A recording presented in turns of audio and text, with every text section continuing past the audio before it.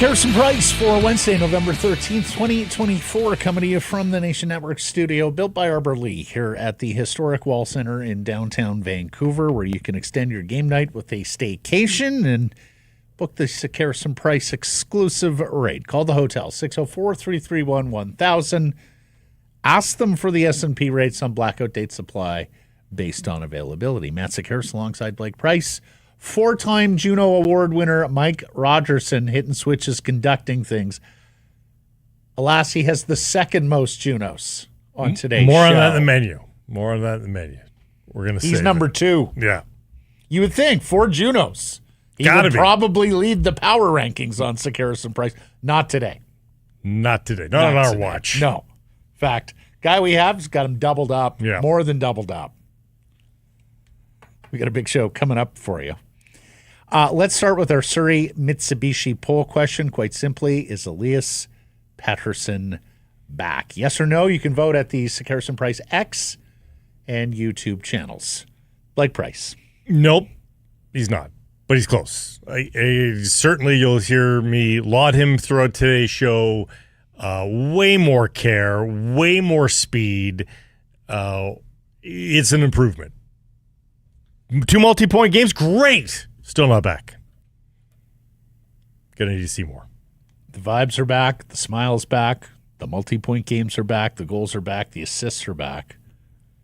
The play away from the puck has been back for some time. He's back, baby. And I am holding true to my bold prediction last week. It'll be 12 points over the next 8 games for Elias. He's got 4 in 2. 4 in 2. So you need 8 in 6. I need 8 in 6. More than capable Elias Pettersson is. You're making me cheer against Elias Pettersson now. You don't have to. You can cheer for both of us. I don't know why you would be so hesitant to cheer for both of us. Serenity now. I cheer for you on the golf course. Do you? Well, until about the 15th, 16th hole. Yeah, that's that's when, because we're typically reasonably tight there. Last chance to take advantage. Yes. And then you golf like Caitlin Clark. Yeah. The rest of the way. If you missed the video of Caitlin Clark hitting one into the gallery, look, we've offered a lot of advice on this show over the years. I'm not sure there is anything that I feel more strongly about than if you're at a celebrity golf tournament and they've got amateurs on the first tee, I don't care how big a name it is, how big a fan you are of that person. Do not trust them. You don't want to be anywhere near the ropes there. No. Behind them or way down course. You do not want to be right there on the ropes in case they snap hook it. Remember former President Bush hit, George H.W. Bush hit one like right into a gallery member's leg? Massive. This was a heel job right off the tee. Yeah. And some Google homework if you haven't seen it. Last chance to take advantage of specials on 2024 models at Surrey Mitsubishi.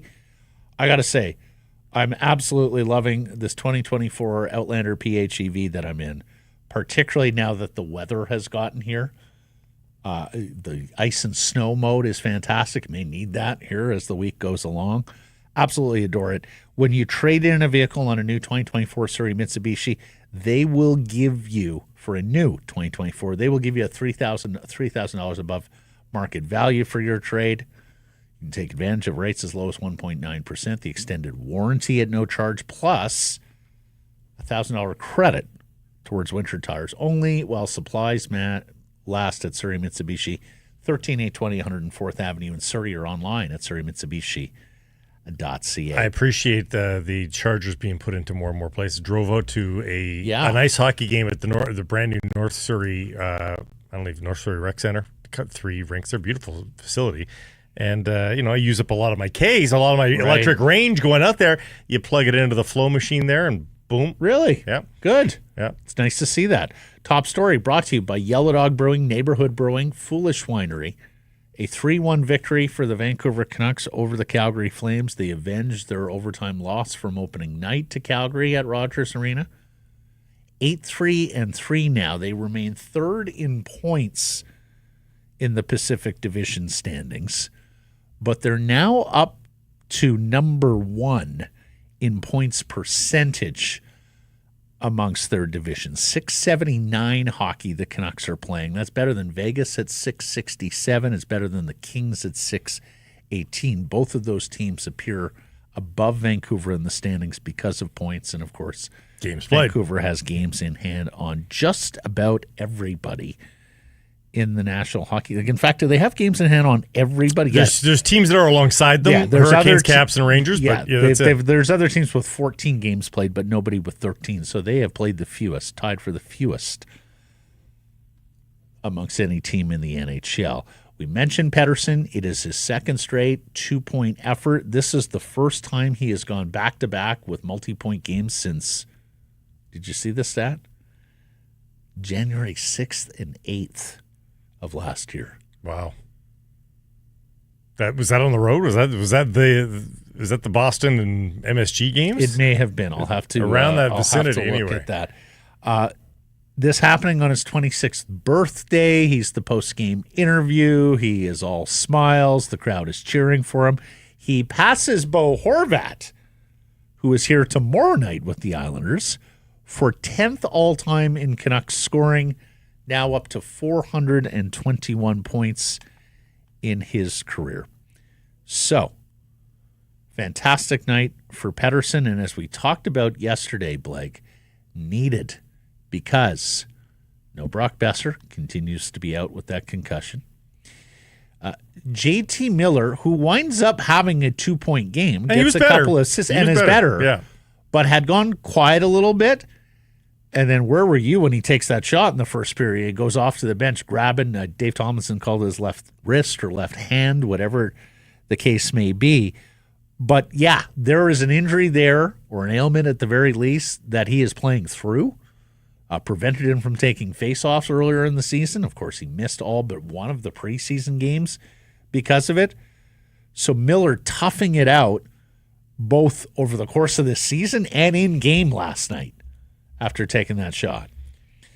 Let's hear from the coach, Rick Tocchet. Fair is fair here because, we pointed out how curt, how abrupt Tocchet was in wanting to discuss Pettersson after Saturday's blowout loss to the Oilers. And look, understandably so. It's a blowout loss. You don't want to sit there and fawn over a player who has a couple of points. But by the same token, it was really the first opportunity to praise Elias this year. And we also know that Tocchet is he's a pretty sly cat. He understands, and particularly with this player who has rabbit ears and apparently hears everything that is said about him, Tocchet understands that when you're messaging to media, you are oftentimes messaging direct to a player without having to sit them down and look at them face to face. That's a useful tool that a lot of coaches have used to their advantage over the years. And I think Tocchet was doing some of that last night. Let's hear from the coach about how Elias just got tired of struggling. I was telling him, you don't. So I don't want you to have to do it. I want you to want to do it because that's, and you can tell that he wants to do it. Like he's just, even he's very attentive now. Like I just feel, he just seems like last week he's really kind of, enough's enough, and he's rolling up the sleeves, and that's what I want to see from him. And he has put some good efforts for us. It's great that Pettersson has got his game back on track. I actually don't love that answer in that, like, where was Petey's head at exactly? The coach is saying, I don't want you to have to do it. I want you to want, like, we were down at those depths where he was wondering if he wanted to take the extra bit of try, if you will. Like, that doesn't sound great for where Pettersson's head was at earlier on in the season. I hear what you're saying. I hear your mouth. I also, the enough is enough line is what struck me in that clip. Mm-hmm. I sort of understand what Tocchet is saying. You're right. It may not reflect great on where Pettersson was earlier in this season. But I also hear what he's saying, that you have to take ownership of the process. It was a great book on the New England Patriots when they won the 3 Super Bowls in 4 years earlier in the century. And, you know, one of the things that came out of that book was that, you know, and the way Belichick messaged, and one of the great coaches in North American sports history, that I can sit here and tell you what we need to do, what you personally need to do, but until you take ownership of the process, we're not going to be everything that we can be, and you're not going to be everything that you can be as an athlete. I sort of heard ownership of the process there from Tocchet. He also said this was not simply a one-off game for Elias, or even a couple of multi-point games, that this has been a very good week for Elias away from games. Take a listen. Starting to get his skating legs, and I think that's because he's skating hard in practice, and he's doing extra, and he has to continue to do it. Even if he's tired in a game, I told him I don't care. We're looking for the long run with him, and I thought this week was a good week for him, and like the same thing, you know. Probably have a day off, but he'll probably come in and get a workout in, and that's the stuff that he's going to have to do, and it's starting to pay off for him. And he looked faster. He looked like there was more giddy up and go. Yep. Well, he goes straight to the net on the power play goal, and Tocchet praised that, saying that's exactly what we want. Not the hesitation, not the can we make a play here? No. That's the play. You've got the puck. You go to the net, throw the puck onto the net. Probably good things are going to happen. Sure enough, good things did happen. The quickness laterally, too. Again, it's not just straightaway skating. It's the explosiveness just in the short burst laterally. First couple steps. And he was there as well. And he looked energized on the power play as well. Like, it looked like he was sleepwalking through the power play, and you've got extra room. You've got the extra guy out there on the man advantage. And for games upon games that are start of the season, it didn't look like he was that energized. Like, as an offensive player, you want them to see a power play and go, all right, let's go. Let's feast at the buffet. And it didn't look like that. And finally, last night, I thought the power play, as much as they left some opportunities on the table, I thought they looked hungry at the very, and I think Lekkerimaki had some role to play there as he jumped onto the first unit late in the game. Again, didn't strike, but they looked dangerous, which was nice to see. So that clip, I think he's absolutely messaging to Pettersson. Probably because he's skating hard in practice this week. We know that Tocchet and Alvin too are big on practice habits. We know that in the past that Tocchet has talked about he doesn't like when guys, and has name-checked Pettersson here, take practices off. So I absolutely heard that as messaging to Elias. Also, right at the end there, well, probably going to be a team off. He'll probably come in and get a workout. Translation, Elias, it would be good for you to go into the facility and get a workout in today. Maybe. Or he's very subtle in his suggestion there, but I think the message loud and clear. If it's not that, though, Matt, it also might be, I'm going to build this guy up a little bit. I'm going to give him some leash with the media and the fans right now, and I'm going to tell the media and the fans that you're doing extra work, even if you might not in the end. But it also helps to deflect some of the criticism that Pettersson had faced earlier in the season, even if well-earned. He's seen enough now that he's willing to go to bat for his player at the very least. We have got to talk about Pius Suter, because his 6th goal of the season last night, he is now tied with Brock Besser for the team lead. He was and I don't play a lot of fantasy sports, hockey pools, but I had a marshal at Northlands Golf Course ask me on the eve of the season, Matt, give me a sort of under-the-radar pick to have some points this year and maybe surprise us. And I picked Suter because, number one, all the wingers they added in free agency, you had to figure if Suter was going back to the middle that he was going to get a chance to play with some better wingers and maybe be a little bit more productive offensively. But also the fallback plan, which has come to pass, that if he has to play on the wing again. He was likely going to play on either the Miller line or on the Pettersson line. Pius Suter's been damn good this year. Like, you are getting fantastic value from a player who does a lot of things out there and is only enhancing his value by the number of times the puck is going in off his stick this year. Second lowest ice time of his career yet. Only his last year in Detroit did he hit the ice less. It's a deep team.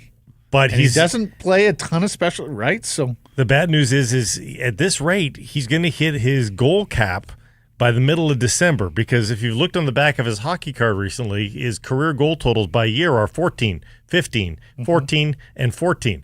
He only gets 14 or 15 goals per season, apparently, and he's almost halfway there at 6 in 13 games this season.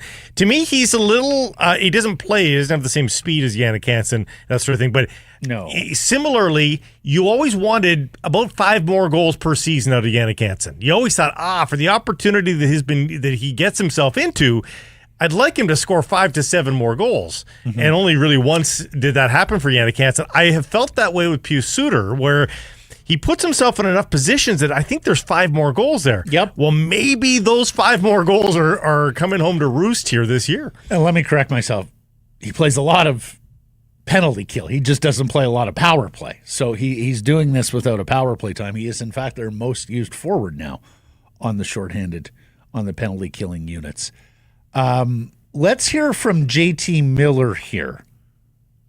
And Mike, apologies, I mislabeled the clip. But this is JT Miller talking about how much he enjoys playing with Pius Suter. Listen, I love playing with Pius. Like, he's just in the right spot all the time. He's nothing flashy about his game. He's leading our team in goals quietly, I think, at this point, and can put it in the net. So, I mean, we have a good chemistry. He does a lot of subtle things, makes my job easier, and at this point now, we feel like we have pretty good chemistry. And that's what we had heard about this player when they signed him originally. And remember, a late signing, if memory serves, right? This was an August signing 2 summers ago, if memory serves. And that was that, nobody really knew why he wasn't more ballyhooed, because he does all the right things. He plays a sound defensive game. He's a smart player. Like, why he hasn't been given more, and even his bottom line, Matt, as I just chronicled in terms of goal scoring, it's not a bad bottom line even. Yep. So why was he still available? Who knows? But the Canucks benefit from it, and you do wonder. Like, he is. The problem for me is he's too utility club for his own good. Like, that I don't know that he'll ever find a home in the lineup, that he sits there for a long time. Yep. But man, does he plug a lot of holes. Yep. 12th on the team in ice time at 14 minutes and 28 seconds per game. Bluger, Heinen, number of forwards play more than Pius Suter, and yet he is making the most of the ice time he does get. We also have to talk about Erik Brännström. And, the narrative continues. Where would this Canucks team be without Erik Brännström? Yeah. He plays his 11th game last night. He's no longer waiver eligible, but that's not even in the realm with the way he is going right now. Another 2-point night. His first goal as a Vancouver Canuck. Did you see online somebody had video of him taking his dog for a poop? Holding the umbrella over the dog? What a nice guy. Yeah. I mean, they're built for all weather, but okay. Which goes to show you can have 18,000 people cheering for you, but if you got a dog on a rainy night. Well, put yourself in the dog's shoes. In that moment, would you like to be poured rain on while you're taking a deuce? No, but also the dog doesn't care how many goals or assists. No, it doesn't care. No. So another great night for Branstrom. They are into Ottawa a week from Saturday, and I'm going to bet that Erik Brännström is going to be a very popular boy when they get to our nation's capital, because they're going to have some time there as well. They finish this road trip against the Rangers on the 19th, and then they don't play in Ottawa until the 23rd, so they'll fly out and have a couple of days there in the nation's capital. And the media there, I think, is going to be really, really interested in the Erik Brännström story if this keeps up, because, of course, once upon a time he was going to be a future centerpiece and core member of that team after he was acquired from Vegas for Mark Stone. He didn't turn out there, turned himself into an NHL regular, just didn't turn out to be a frontline NHL defenseman. Not that he is here, but boy, has he been a salve for this Canucks defense that outside of Quinn Hughes and Philip Hronek is big and lumbering and needed a puck transporter, and he has been all of that for the Vancouver Canucks. I'm equally intrigued, and I unless I'm wrong here, I don't have the Canucks into Denver until April 10th of this season. Oh, gosh. But in some ways, if he keeps this up, Matt, they never knew him in Denver. But they went and signed him and gave up on him in a week. I know. So that's a big story. And if that is if I'm right here, and April 10th is the first visit, if he's put this together and he's had 75 good games with the Vancouver Canucks by the time he makes it there, it's going to look even worse on the Avs. And we're singling out the Avalanche and the Senators here. But really, there are 29 other teams you could look at and go, you didn't claim this guy on waivers? Like, we've had a couple of teams make trades for defensemen already. Yeah. Peeling picks. That's good. It's a good Utah, pickup. San Jose. This guy's available for nothing. And, to be completely fair, Blake, Canucks waived him too, right?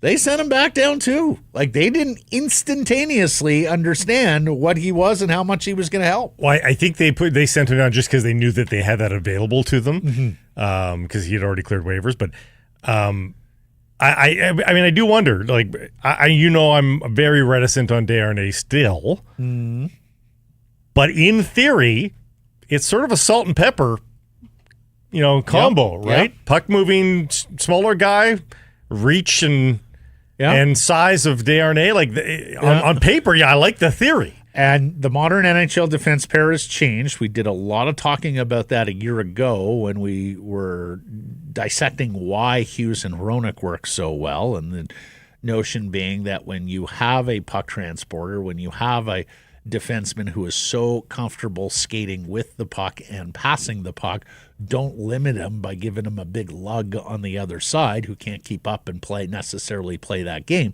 But that's for a first or a second pair. If you got a third pair that's a little bit of, the odd couple, that can absolutely work in the NHL. I mean, there are no complete teams really anymore with the salary cap what it is. You are going to have to make sacrifices in certain parts of the roster unless you happen to have a boatload of young players who are playing on entry-level contracts and mature beyond their years in terms of playing holistic games. So in the case of the Canucks, you built the forest, all those trees around Hughes and Hronek, and it became pretty clear early in this season. And frankly, this is one where, and Tocchet hasn't had a lot of bad days as head coach of the Vancouver Canucks, but I think this was a blind spot for them throughout the summer. We spent the summer sitting here looking at it going, okay, great. You've got redwoods on defense, but can you move the puck effectively enough?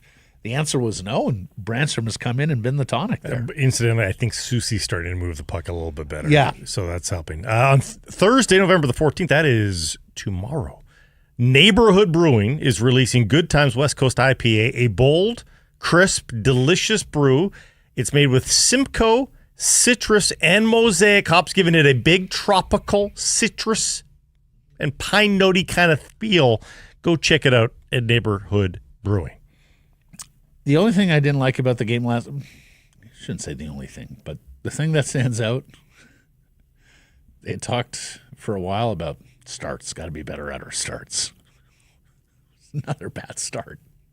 They gave up the game's first goal for an 8th consecutive time. And they'd already turned the tide of the game. That's the problem, is that they didn't have a great start to the period. They turned around their game, started pouring on the pressure, and then against the run of play, they still give it up. Yeah. So it was too bad. Nice to see Kessler in the house, chugging beers, mugging for the fans, and posing for photos afterwards. We talked to him in the spring, and he talked about how this was always his home. He felt like he was a Canuck first and foremost.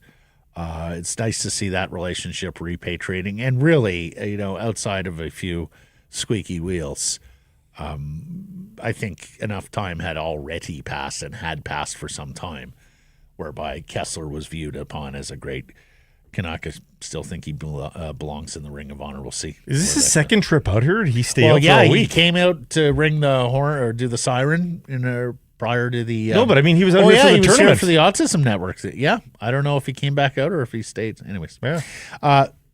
Lekkerimaki, the rookie, his NHL debut. What did you make of him? I liked him a lot, and it was the sort of the silver medal position for a rookie debut. Obviously, some do score in their debut and look great, a la Petey, but this is the silver medal position. He gave us gave me what I wanted to see, and that is give me an example of what you do well. And I think we saw an example of what he does well. He put himself in all sorts of glorious positions. Now, a couple of great looks he didn't even get to pull the trigger on. I'm thinking of one, Miller found him, but went right through the wickets there as he just couldn't fish it out of his skates to get the shot away. There was a few moments where he was this close to glorious looks, and it didn't come to fruition, but he got a couple shots away. You saw the way he moved in space. He found soft spots. I liked it a lot. And I want to see more. You can tell there's some instincts there. I think he further showed us why this management group so believes in him to call him up this quickly. He played 14 minutes and 7 seconds last night. He had the 2 shots that you're talking about. He had a hit credited with a couple of giveaways as well, but a 60% Corsi, a 76.2 expected goals for, and the head coach was singing his praises in the postgame. Here's Tocchet. Yeah, there's definitely a lot there to like. Smart player, when he has the puck, there's not a lot of panic. He's just going to get better. Goes to the right spots. I thought he did a really nice job tonight for his first game, and there's a lot to build off. There's a lot of stuff to work with him, and but you can tell he's got some good poise in his game. If you've got hockey IQ and you've got that calm demeanor, that can go such a long way. He didn't look overwhelmed, did he? He looked like he belonged. Not once. Maybe he took a hit, but whatever. And again, some of the lack of the ability to pull the trigger onto somebody, like maybe when he's a little bit more calm and a little less nervous, maybe he does get those shots away. But that's okay. That's all understandable in your first NHL game. Love the shots of mom and dad watching in too. It's a storyline that never gets old. Mom and dad in the stands watching. They got them in pretty quick too, by the way. Mm-hmm. Well done. We also have to talk about Nils Hoglander. Played 9 minutes and 23 seconds, all of it at even strength. Had just one shift in the final 12 minutes of the hockey game. Are you getting to the point where it's just never going to work out between Rick Tocchet and Nils Hoglander? Because, take you back to earlier in the season, we were talking about, okay, maybe Hoglander has finally arrived as a fixture in the top 6, if not top 6, top 9. And that is no longer the case here of late. Well, I mean, somebody's got to play down there with the 2 call-ups. Like Ratu and Baines are there. They don't want to break up the third line. And he's the low man on the totem pole right now, and so he falls down there. So his ice time is a product of that more than anything else. He's not going to crack the special teams right now. So I think the planets aligned to get him that low ice time. That being said, I didn't think their Corsi wasn't great, but I didn't think they were that bad when they were out there. They were taking short shifts, and I thought they were buzzing pretty good. Given those are the least pedigreed players on the ice, really. Yeah. And Baines, Ratu, and Lekkerimaki have been papered down to Abbotsford. Everybody get used to this. Is going to happen a lot. They're doing it to accrue cap space. They will be back up. Yeah. I mean, we said at the outset of the season, he has to have a pretty decent season for him not to be trade chip material. I think he, of all the players on the roster, and I know there's some Hoglander fans out there, but yeah. But objectively, when you look at the roster, who do you look at the roster and say, who could you do without who might have value on the market? And it's probably a short list that includes Hoglander. It is absolutely Nils Hoglander. I saw Canucks Army ask that as a poll question this week on X. I think that is absolutely what we are boiling down to here. Speaking of trades, mentioned yesterday that the Pittsburgh Penguins were in a spot, got destroyed, humiliated by Dallas the other night, that Kyle Dubas was looking to move players, and sure enough, it has begun. Lars Eller is back to Washington for a third-round pick in 2027 and a fifth-round pick in this upcoming draft. He was in the final year of his contract, paying just $2.45, 35 years old now, Eller, but was playing 16 and a half minutes for the Pens. I'm not sure he was a fit for the Canucks. He's a left-handed center. They'd really like a right-shot third-line center. That's on the wish list. Darren Dreger has told us that in the past. And Dubas and the Penguins may not be done. We had discussed this player earlier in the season, Blake. Marcus Pettersson. You've got space on your Canucks depth chart for another Pettersson, a 28-year-old left shot defenseman, also on the final year of his contract, making just more than $4 million. 6'5", 174. My God, is he skinny. Playing 22-plus minutes. He has an 8-team no-trade list. He submitted that list a year ago, July. Again, the murkiness of these no-trade lists. Don't know if that can change or if he's locked in. He was 30 points last year, but all of them at even strength, and that was 32nd in the league amongst defensemen. So that's pretty good. That's pretty good. His expected goals the last 3 seasons, again, on a not very good team, 56%, just shy of 53%, and 56%. In nearly 22 minutes of time on ice. Look, I don't want to say the price was high on Eller because that third-round pick is only in 2027, but it's still a couple of draft picks for a player who's not in the top half of your skating group. We saw with the prices on defensemen a little bit earlier in the season that, again, you're going to have to pay up here for bottom-of-the-roster players. We have not yet reached that point in the schedule where teams are considering themselves out of it and selling off parts for whatever they can get. We know Rutherford is an early mover.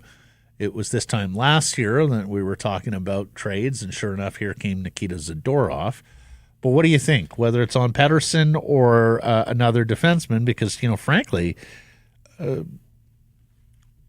with the way Branstrom's played, which we chronicled, and as you mentioned, Soucy's starting to look a little better here too, maybe the urgency isn't quite there for that second pair defenseman like it seemed like it was a couple of weeks ago. And that's good just in terms of your leverage with a team that you're trading with, and that you don't appear to be as desperate as you once did. And, save for a blip here and there, their defensive play has been better here in recent games.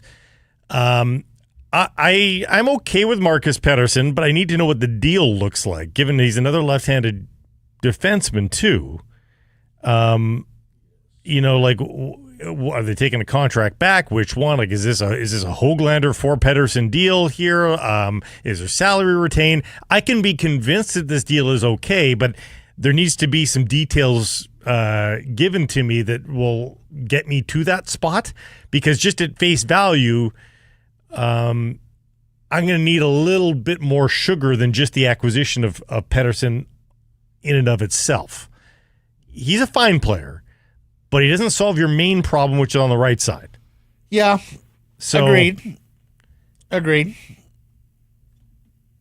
And if they didn't, honestly, if they didn't have Branstrom, I'd have been more bullish on this. But now that you got Branstrom, yeah, I don't know. It's going to be interesting to see whether it is solely about that right side guy for them, or whether or not they feel like it's a 2 defenseman requirement here to be everything you can be in the Stanley Cup playoffs. And again, accruing cap space, is that a signal that you were going all in? Is that in fact, I don't think this is the case, but what calling Jonathan Lekkerimäki up this soon and putting him with good players also looks like a little bit, Blake? The showcase.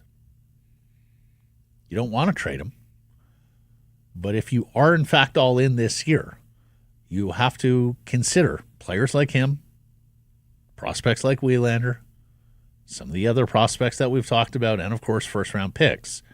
If you truly are all in, we'll see if that's the case a little closer to March and the NHL trade deadline.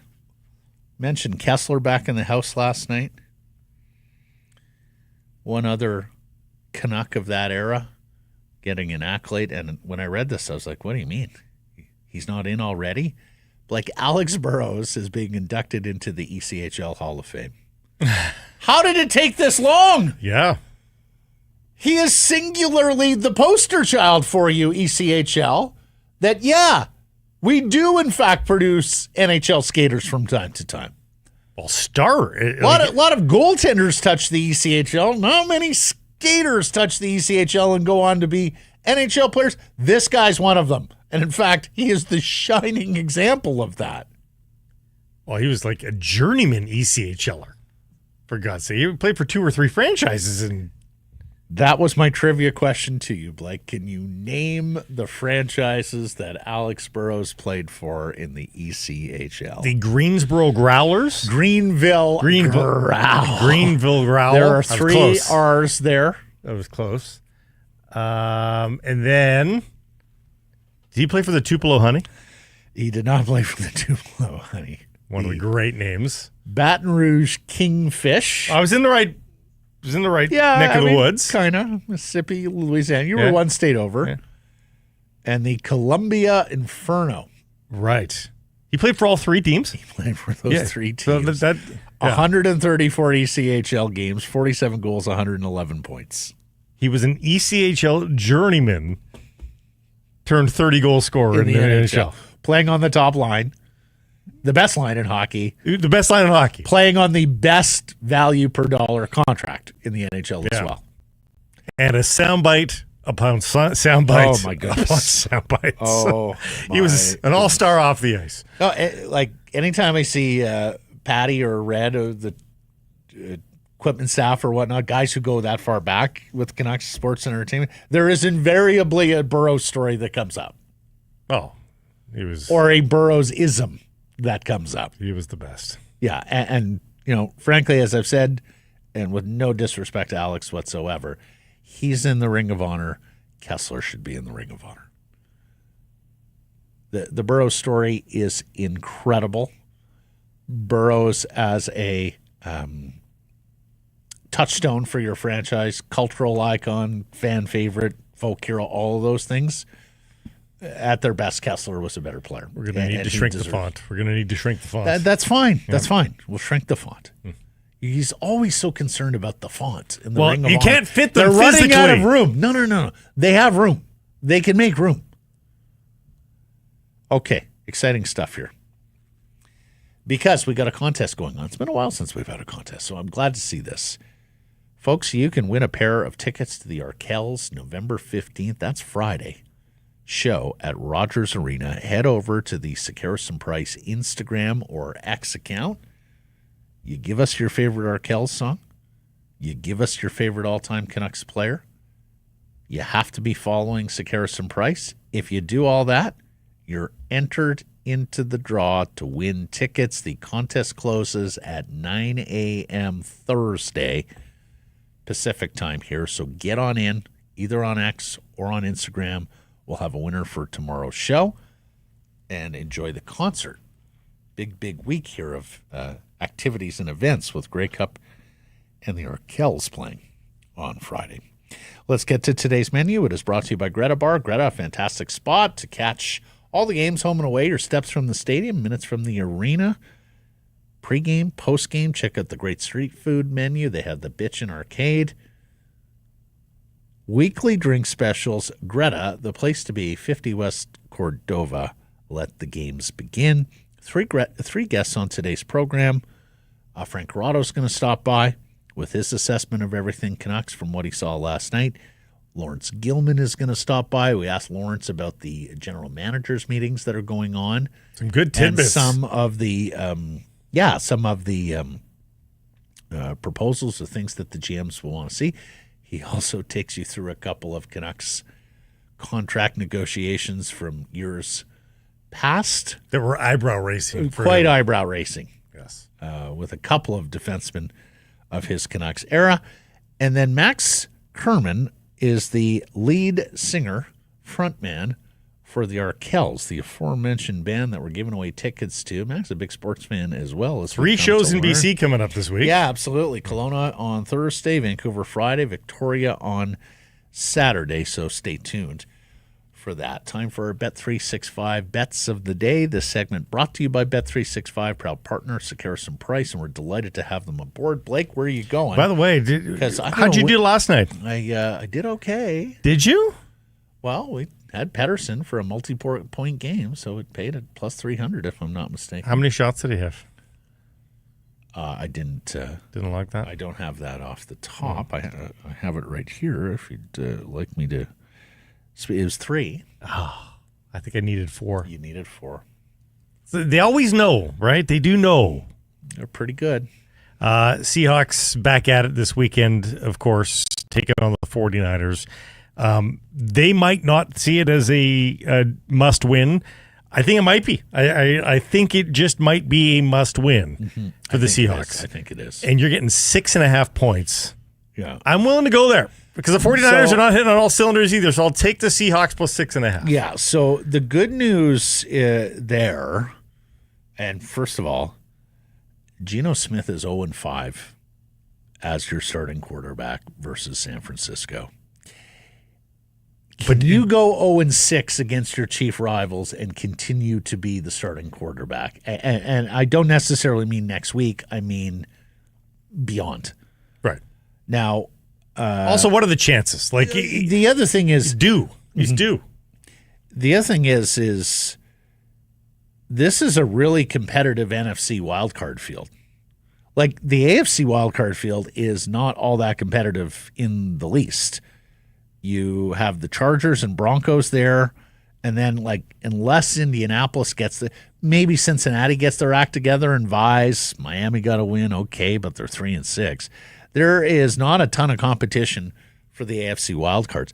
In the NFC, because Arizona and Atlanta are getting playoff spots by virtue of leading their division right now or winning their division if it comes to pass.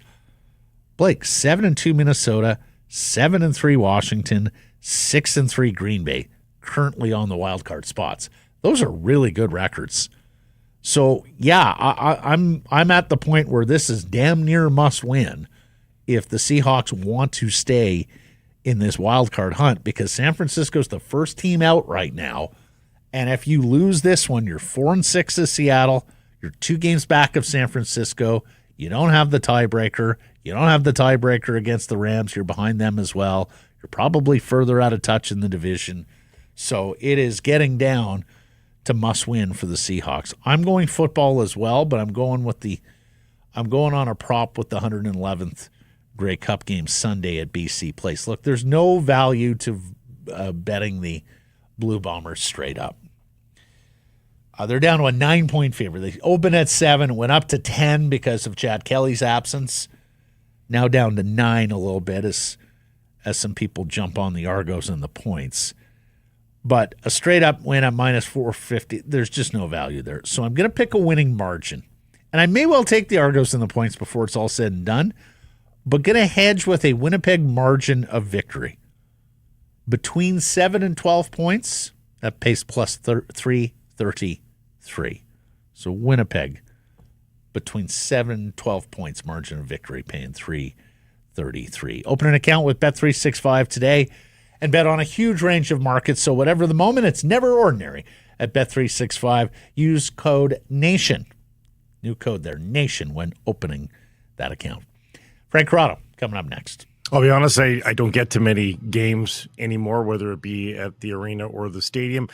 Ticket availability cost, it's a bit of an issue these days. So I prefer to go where there's atmosphere and I know I can get in. Greta Bar YVR. Soak up all the atmosphere with your fellow fans and enjoy a great night with a great street food menu.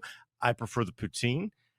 Weekly drink specials as well at Greta Bar YVR at 50 West Cordova. And we'll be having our viewing parties there all season long as well. Your pregame, your postgame, it's at Greta Bar YVR, 50 West Cordova. Let the games begin.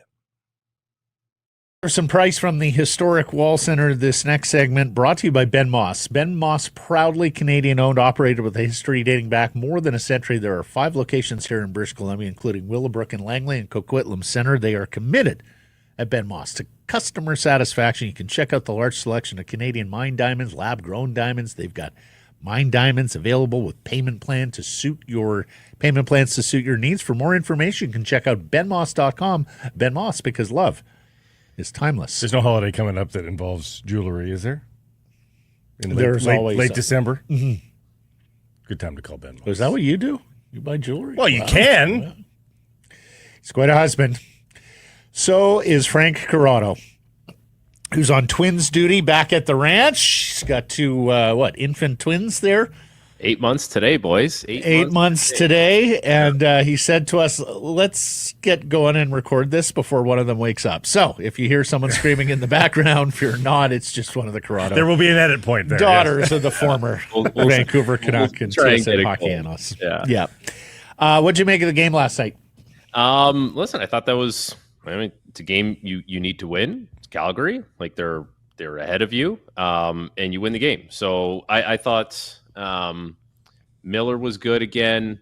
I think Pettersson is a big story coming out of that. Like, you say after one game he's not back, with capital B, but it was a good game. He was moving his feet well. He was around the puck a little bit more. Just a little more assertiveness as far as like kind of working through some of the coverage and some of the contact that came his way. I think that was really important for him. And, the other thing is you're always watching a guy when he makes his NHL debut, and watching Lekkerimaki, you see some flashes of like, the quick twitch kind of skill, skating the puck up the ice. There's a few moments I'm sure that'll be teaching moments, a couple, it's decision time at the blue line. And now it's different in the AHL compared to the NHL or SHL, what you're going to do and what the repercussions can be. But I thought overall, it's a good win. It's a good win last night. So with Pettersson, it's 2 straight multi-point games here. When would you feel comfortable declaring he's back? Like, what would be the signs that you need to see to say, okay, that's back to being the Elias Pettersson we all know? I want to see it consistently for what? Like, is it too greedy of me to ask for it for like a month? Like, and I'm not saying it has to be, multi-point games for a month, but I want to see the speed without the puck. I want to see some pace when you're carrying the puck. I want to see you work through coverage or work through physicality on a consistent basis, not kind of hang out on the outside or, I don't want to see a game now in this next month where you got the puck and you're driving it into the zone and you're on your backhand and you just kind of throw this hope backhand pass to the net. Like, no, that you did that already. Now, like, you're at the point where if you really want to start to put it together, that turns into a cut back the other way, or that turns into, I'm going to try and put it under your triangle and drive underneath you and drop the shoulder. Like that's the kind of stuff that I want to see from him on a more consistent basis. So I think that like speed off and on the puck and willing to work through some of the physicality, some of the body contact. If I see that, and guess what? If you do that, you're going to have results when it comes to points because he's too skilled, he's too talented to not. That's when I would say, he's back. But I want to see that for a month. Like that maybe it's me being greedy, but that's what I want to see. Some people are going to roll their eyes at this, and I would have maybe at various times for different players as well. But he looks like he's having fun again, and I don't know. Smiles. I don't know if one begets the other. Like, I don't know. There's a chicken or egg argument here. Does the joy make him play better hockey, or does the better hockey make him joyful? But they are both there in tandem now, where neither one of them was there, a month ago. So, do you think that's a factor here? Hey, can I just say something about that? Like, not every hockey player is wired the same way. Like, what makes someone have fun coming to the rink for one guy is different than another guy and another guy. And like we're gone from this era of NHL where it's like, hey, blend in and just do what everyone else is doing and don't have any personality, be really vanilla. And it's like, if guys need to express themselves in different ways because that's fun for them and it leads to them having fun on the ice, so be it. Like this we're in a different era right now. And Pettersson has always been one of those guys where, I think early in his career, you could kind of see, you could see the joy on his face. You could see the exuberance. And it was just kind of raw. It almost feels like he suppresses it at times. But every once in a while, you get that you see it, the little glimpse of it, and you're like, I kind of forgot how much fun it looked like this guy was having out there back when he was breaking ankles. Who was it? Ryan Strome, when he was on the Oilers, he's doing the Pavel Datsyuk on him and he's tripping over himself. I guess it is the chicken and the egg. But it's funny, for some reason, confidence has been a big buzzword this week wherever I've been talking. And it's confidence is just evidence, man. That's all it is. It's evidence that you can do it. And he's going to build more evidence in the present that will lead to more confidence for him. But if he ever wanted to fire up the highlight reel and take a look at some of the stuff he was doing when he was really having fun, there's a lot of evidence there that you should be a confident player and be a player that has fun. However you get to that, it's not the same for every guy. Mentioned it yesterday. I went back and looked at his first ever goal. I can't remember the time where he's worked that quickly. The shot gets off so quickly, his stick handling is so quick. And we started to see a little bit of that in the last couple of games, which is good. And who else looks a little bit like that is Jonathan Lekkerimäki. The movements are very similar. Right? They'll ultimately be different players. Lekkerimäki will never be a center. But Pettersson, of course, started on the wing when they were easing him in. And, both of them from opening night did not look like they were out of their depth. And Lekkerimäki did not look like he was a kid playing in an adult league. He looked like he belonged. It's funny. I was driving home from the studio last night. I'm doing SportsCenter, and I have it on NHL Network radio, and I'm listening to the post-game show because the Canucks broadcast was on, and I'm listening to Lekkerimäki's interview, and I'm like, he's not saying more than he has to, which I think is such a tendency of young players in those situations, right? You just you start talking, and then it snowballs, and it's he was just I just need to be focused out there. And then the other question came, and it was, it was that typical hockey stuff. But I think for a guy like that, he just kind of seemed like he was poised and pretty focused. And it didn't seem afterwards, I remember playing my first NHL game. I felt like I was on the moon. You know what I mean? You couldn't wipe my smile off my face. And it's okay, for sure, you'll have fun and you'll be happy about it. But it just kind of felt I'm just starting this, and I just want to focus on what I'm doing, and it felt almost stoic. The thing for him that we know he's a good shooter, and that's going to be a big key to his success, right? Finding quiet areas of the ice to get your shot off, and at the NHL level, that's different than at the AHL level. There's not the big lapses in coverage. But he has to make sure that he keeps in mind that you have to do more than just that. And if you're just going to be that, you have to be Alex Ovechkin, or you know what I mean? But even Ovechkin was such a fierce forechecker who would run you through the wall. So he does have to keep in mind that he's going to have to be, somewhat evasive with the puck, which we saw. He's going to have to make good decisions at the blue line, which, there's one turnover there in the second period. I'm like, oh, baby, that one's getting clipped for sure. But you know what? It's you saw some flashes of him last night where you're he looked pretty confident. And then hearing him afterwards, I'm like, he's pretty stoic. And I was that's a pretty good combo for a young guy who you hope eventually makes the jump to, full-time contributor at the NHL level. It seems we talk Erik Brännström every week with you. And we need to again today, coming off a multi-point effort for the Vancouver Canucks. He has cleared the 10-game mark, which means he's no longer waiver exempt. Not that waivers is any part of the conversation with the guy right now, as well as he's been playing. I had a friend text me last night and say, Erik Brännström, the new Gustav Forsling, ? Oh, yeah, that's not a bad comparison. Who, of course, started with the Canucks in the organization, was traded, was waived, eventually wound up in Florida and became a significant member of that club. What do you think the heights are here for Branstrom if this continues? Not Gustav Forsling. Sadly, not Why? Gustav Forsling. Because when I watched Gustav Forsling in the playoffs last year, I saw shades of and you're going to hate me for saying this, but I don't care. I saw shades of Duncan Keith. I saw the defensive guy that would sprint out to his coverage with that big paddle of a stick, whack it away, have the most perfect defensive footwork, get back to his area that he needed to be. And I'm like, I know that posture. Like, I know what that skater is like. Like, that had shades of Duncan Keith. I'm not saying they're the same player, but I'm just saying, like, it had an odor like that. Branstrom will never be that. Branstrom is going to be an undersized defenseman who can move the puck, who will be limited defensively, and, you know, put in the right situation with the right partner on the right team will provide you what you need.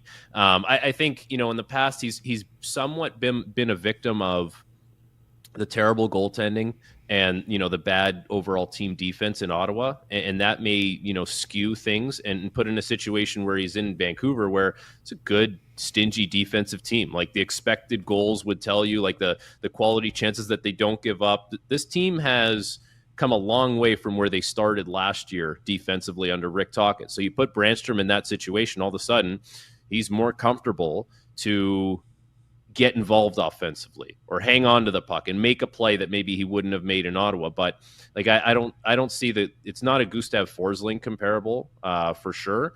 What comparable would it be? It's hard to say, just because he's such it's the way he's built. He's built, you know, different. He's an undersized defenseman who plays on your third pair most nights. It's just there's not a carbon copy of that, really. From the found wallet point of view, though, I think is part of the Gustav Forsling comparison that, you know, he's on the scrap heap, you know, and you end up getting an everyday player. Yeah, that part is fair. Like, I understand that for sure. Like, I'm kind of trying to think of, like, some guys that are around the league that aren't the biggest guy. Like, Sam Girard is in Colorado. You know, Branstrom's small, Girard's small. They're both pretty evasive with the puck. They're both not, you know, super huge liabilities defensively, I guess, if you want to call it that. But he's also not electric offensively. Like, he's not going to be Torrey Krug either, right? Yeah, that's a good point. Like, he's not. That's the thing that he's gotten rid of in his game, where he was, you know, was going to be more high octane, electric, whatever you want to call it. Like I said, like I've said it a couple times, like, he's kind of had to simplify, dumb down, whatever you want to call it, but he's had to do that over the years to survive in the league. And now he gets put in a situation where it's a better team than he's ever had defensively. You know, goaltending wise, when Lankinen's in the net, it's definitely better than what he's had in the past in Ottawa. And when Demko comes back, hopefully when he does, like, he's actually Thatcher Demko, and, you know, you'll still have a better goalie behind you than you ever had. But it's a good situation for him. Team needed a guy that could move the puck, and he's that guy. Speaking of Kevin Lankinen, where would you go if you're Rick Tocchet? There are signs of fatigue from Lankinen. We saw that on the weekend, obviously. Nice bounce back, though, versus Calgary. Do you just wade forward and put him in on Thursday, knowing there's a back-to-back coming this weekend, or do you try to get him through and, you know, don't rest him until the back-to-back? I think I'm getting him through, and I'm not resting him until the back-to-back.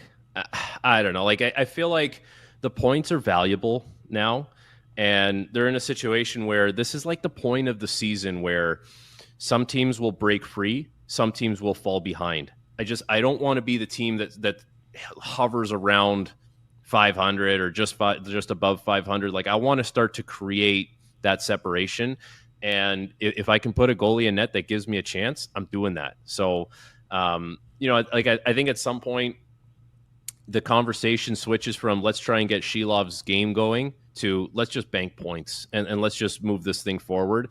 And he's going to have to work through it on a back-to-back. And hopefully his team plays well in front of him. Hopefully he's ready to go. But we can't, like, there just comes a point in the season where it's like the big boys kind of take over. And I don't want to miss that. So I want to give myself every opportunity to kind of ride that wave with my team. And, like, the Canucks are playing well. Like, they're playing well defensively. You know, offense is going to come more and more for this group. But I think we're getting to the point where it's like, okay, we did the little trial run now. We're kind of settling into our roles, and we want to continue with that.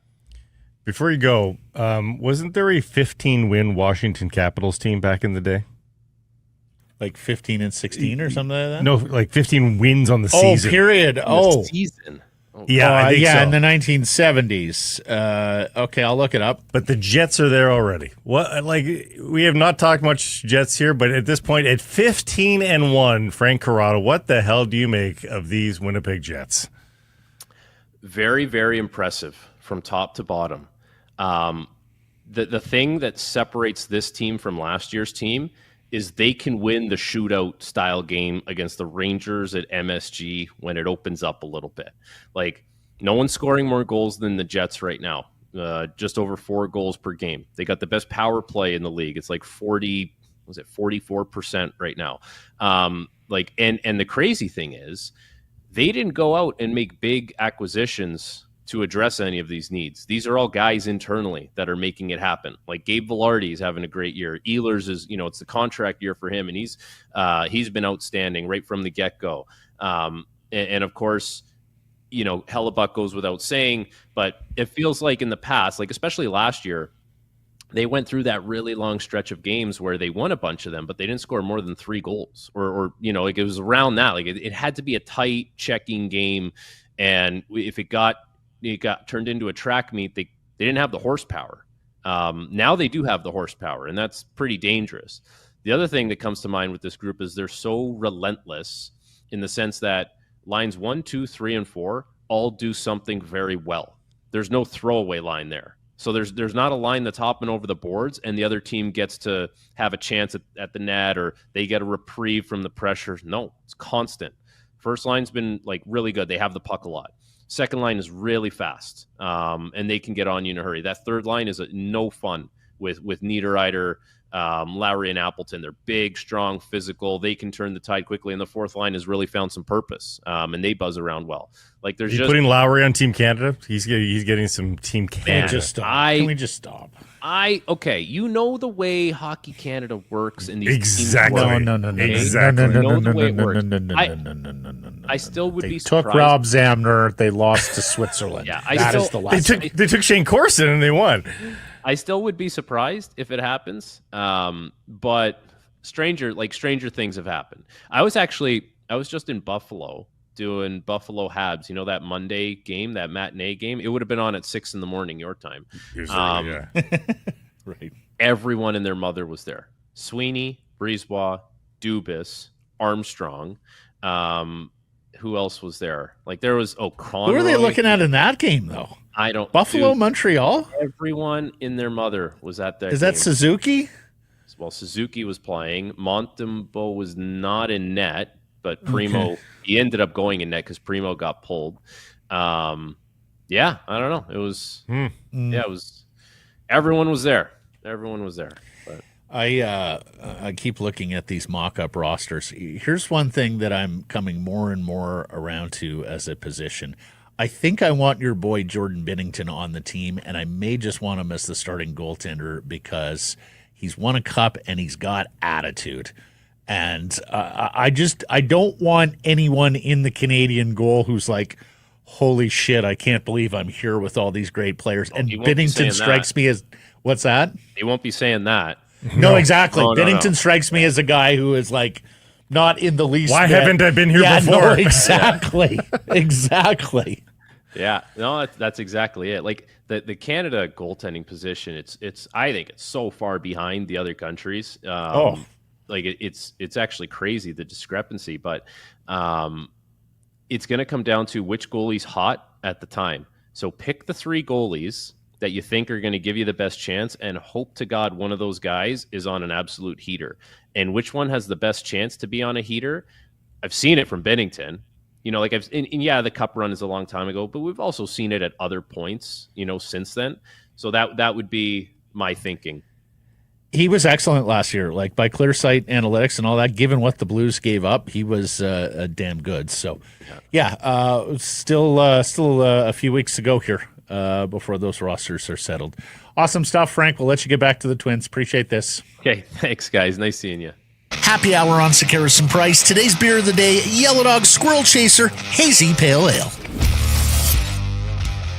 Harrison Price from the historic Wall Center. And the comfort menu is in full effect today for me. I'm headed to White Spot right after the show. I need me some chicken pot pie to get me through whatever it is that's happening outside. I just need it. They need that wool blanket around the fire kind of feel. A braised beef burger, pot roast, mini Yorkies, whatever is your jam. They've got it at White Spot, thanks to the culinary team's work with the comfort menu. So in this time of year, time for some comfort.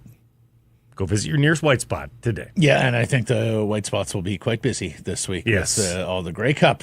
That's right. Crowd in town. They like comfort food. Joining us now, former Vancouver Canucks Assistant General Manager, NHL Executive, Mr. Laurence Gilman. How are you? I'm well, thank you. How are you guys today? Yeah, very well. We noted the GM's meetings are underway. More on some of the issues that came up there in a moment. But first and foremost, you watched the Canucks game last night. What do you think of the victory over the Flames? Well, they came out like a lamb, but ended like a lion, which was good. I mean, the first 10 minutes, I thought they got badly outplayed, but they seemed to get their footing midway through the first period and then absolutely dominated them in the second, and I would say cruised to victory through the third. What did you make of? Oh, sorry. No, I was just going to say, do you remember worrying about those games where it's a scheduled loss for the Flames? Like you have to take care of the Flames if you're the Canucks, but they make them play the games and you just never know. Like, do you worry that the players convince themselves, it's a tired team, we're going to walk on them? And how hard is it to get that team, over the barrel when you just should beat them? Well, that's the coach's job, right? Yeah. The coach needs to have the players ready to play from the first drop of the puck when the game starts. And yes, it's easy to say they're going to be tired. And you can convince yourself, they'll be less tired because they moved from time zones from, the mountain time zone to the Pacific. So that allowed them an extra night's sleep. You can convince yourself that it's even better for you if you're sitting and waiting and the team played an hour in the time zone earlier and loses an hour. I mean, we used to look at all that stuff in terms of planning our travel. But at the end of the day, these are top conditioned athletes and the best hockey players in the world. And if you aren't on your game, you could lose even if they're playing second half of a back-to-back, or your opponent is playing the second half of the back-to-back, or their third game in 4 nights. Yeah, you have to come to play in this league if you want to win. So would I have been concerned about their start? Yes, but I would have felt better about it by the end of the first period. Jonathan Lekkerimäki recalled he played his first NHL game. I'd like your take on the decision to recall him, and just bigger picture, Laurence. How do you know when it's time to call up a ballyhooed prospect like that? Well, you never know at the end of the day when is the right time. I mean, I think having him play there last year to get acclimated to the North American game was obviously a good thing. I am a huge proponent in letting players stay longer than they probably would like in lower leagues because they grow and they get stronger and they understand the game and they're far more ready-made when they finally step into the NHL roster. I mean, this guy's not a kid. He's 23 years old. He's played with men in leagues, in overseas. And, the American Hockey League is a very tough league. Everybody who goes through that league, whether it's a player, 50 goal scorer in junior, or even coach, thinks they're going to breeze through it. And then they get there and they find out that there's, 33-year-old, grizzled defensemen that are 6'4" and physical, and you have to get through them to get to the net. And it's not, easy. In this guy's case, I mean, obviously he got off to a great start. 7 games, 5 goals, 2 assists. I did notice he was -6 in 7 games, which gave me a little bit of concern for his attention to detail in the defensive zone. But I liked what I saw last night. I mean, he's obviously skilled. He's got great hands. You could see in that first shift when he made that play at the blue line to advance from the defensive zone to the neutral zone. He's got a great shot. He plays with confidence. And what I liked about him was he kept seeking open ice the entire game. And that's a sign of a guy who knows how to play hockey and knows how to play hockey with good players.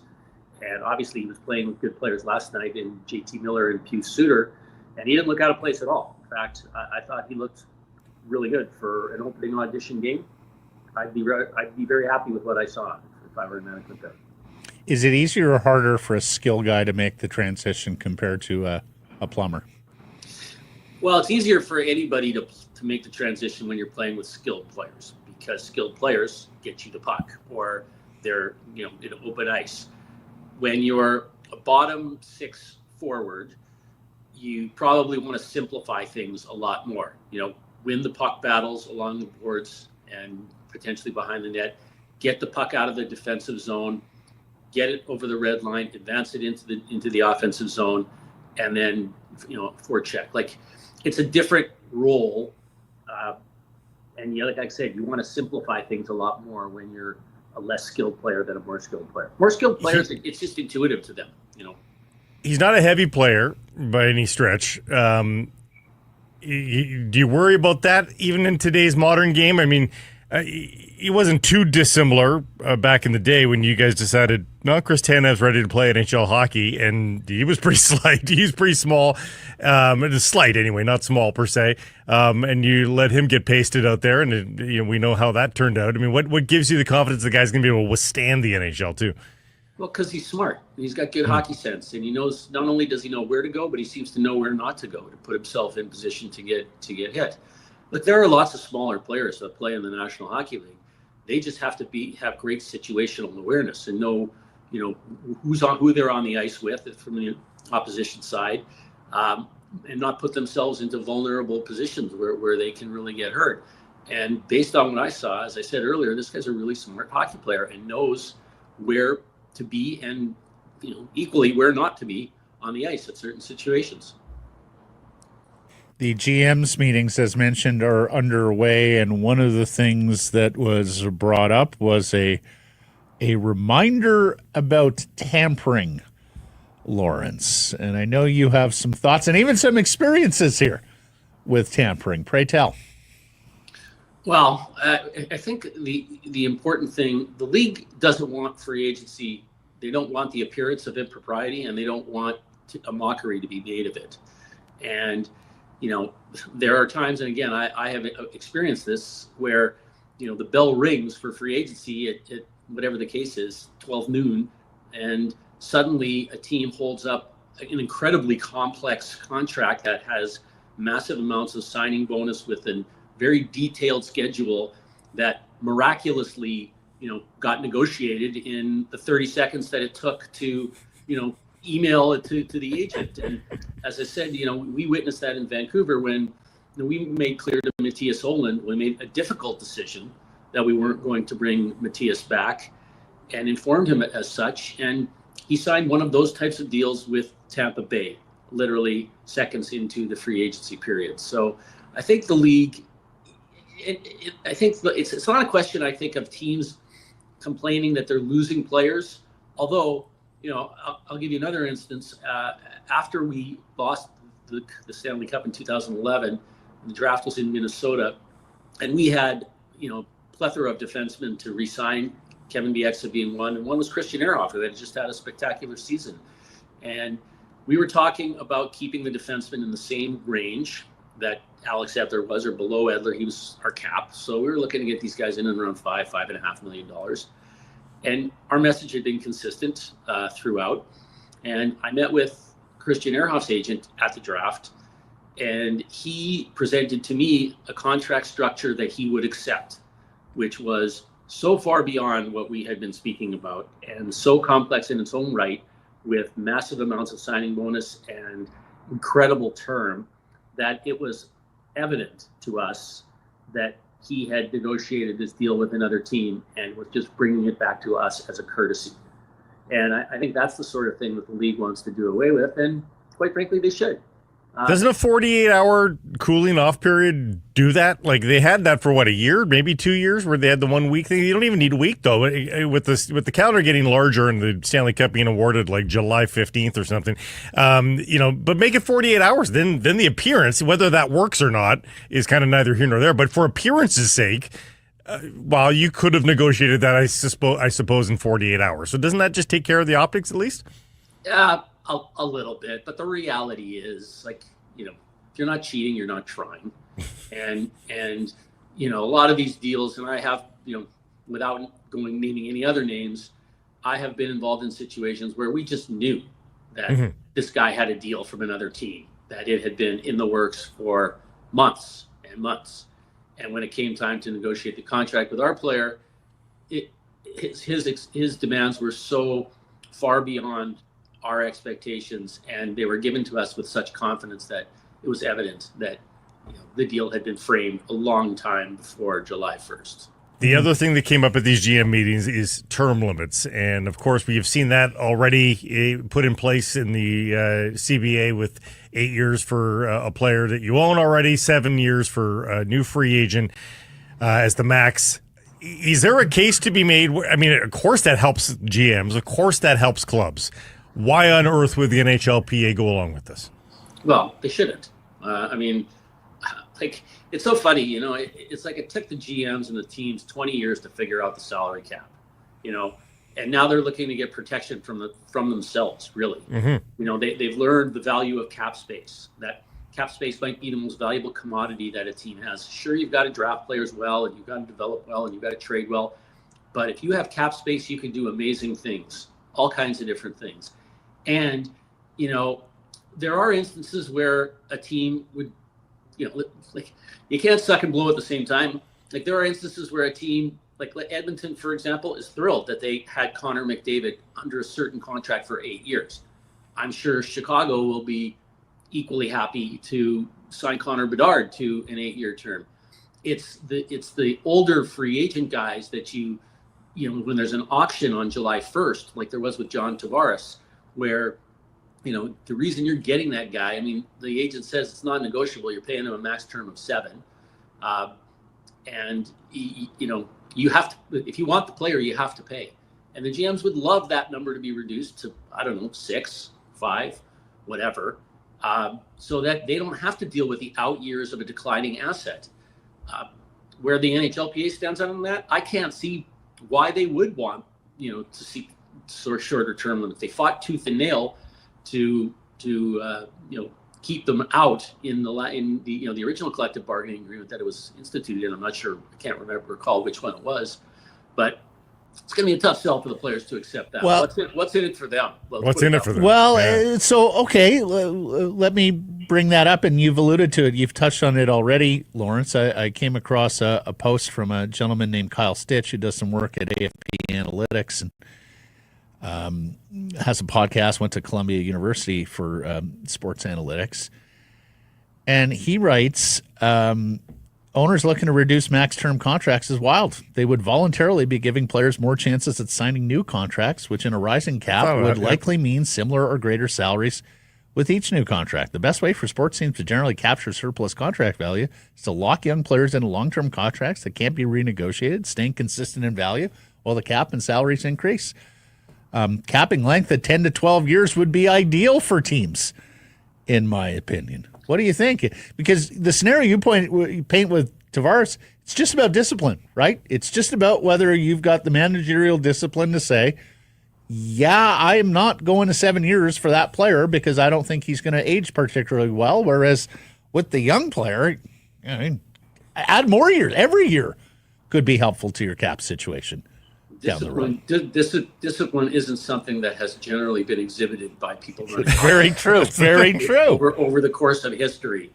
It is an available tool, though, Lawrence. Well, listen, there are extremely disciplined general managers and some extremely well-run teams. So I'm not, not criticizing the entire industry or the people in it, but there have been some mistakes that get made. And as I like to say, the biggest mistakes that get made are errors of commission, not errors of omission. Mm-hmm. Getting back to what you stated about the guy who wrote the article that you referred to, it's all good in theory if you're right. Like if you guess right that the young player, is that Connor Bedard is going to evolve into Connor McDavid, then yes, you would like to go as long as possible.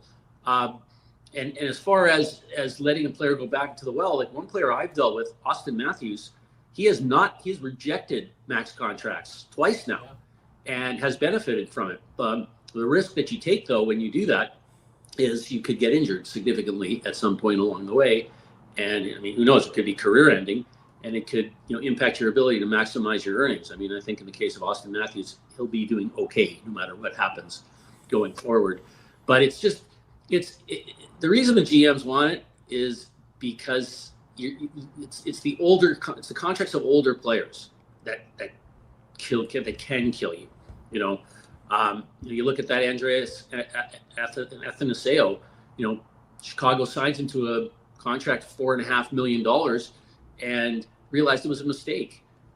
Put him on waivers. Nobody claims him. Now he's in the minors. Like, to have that and have it with a player who's on a multi-year deal, it's like an albatross.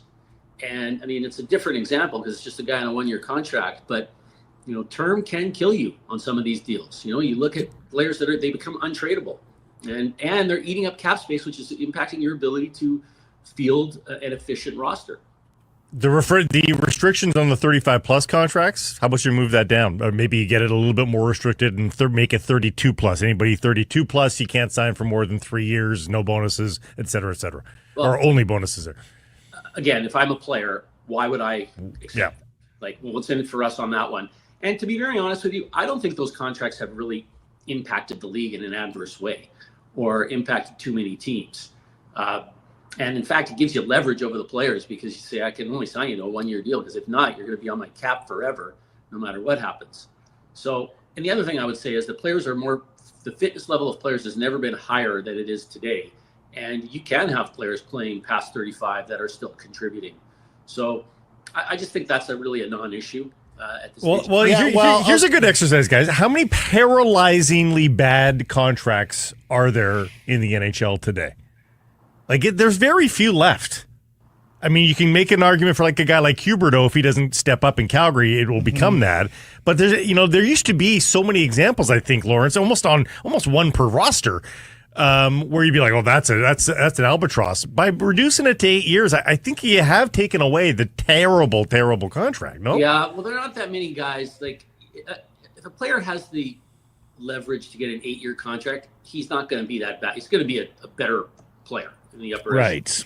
I do think that, again, going back to my statement earlier, I think that general managers and people running these teams have gotten educated over the years and are far more cautious and put more stock in the advice and the counsel of the people that are negotiating their contracts, monitoring their cap, and explaining and articulating why it would be a massive mistake to sign this, fifth defenseman to a 5-year contract at 33 years of age, or whatever the case is. And if that's the case, and particularly with a better understanding via data and sports science of a player's prime and how players age and things and things like that, I would ask, and this is just GM spitballing. I understand this is GM spitballing. This is not the league and its owners going to the PA with a CBA construct. But, to ask for lower term limits, to ask for changes to salary arbitration, which would be team beneficial, which was also on the list of what they talked about, to talk about expanding buyout rights and updating walkaway thresholds from salary arbitration. That turns into a lot of asks of the PA and a lot of givebacks in other areas if Marty Walsh and the PA can negotiate effectively.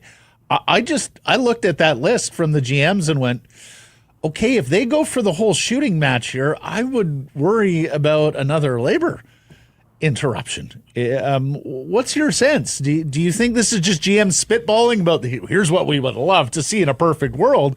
Or do you think the league and its owners, taking counsel from the GMs, will go hardline on some of these things in the next year?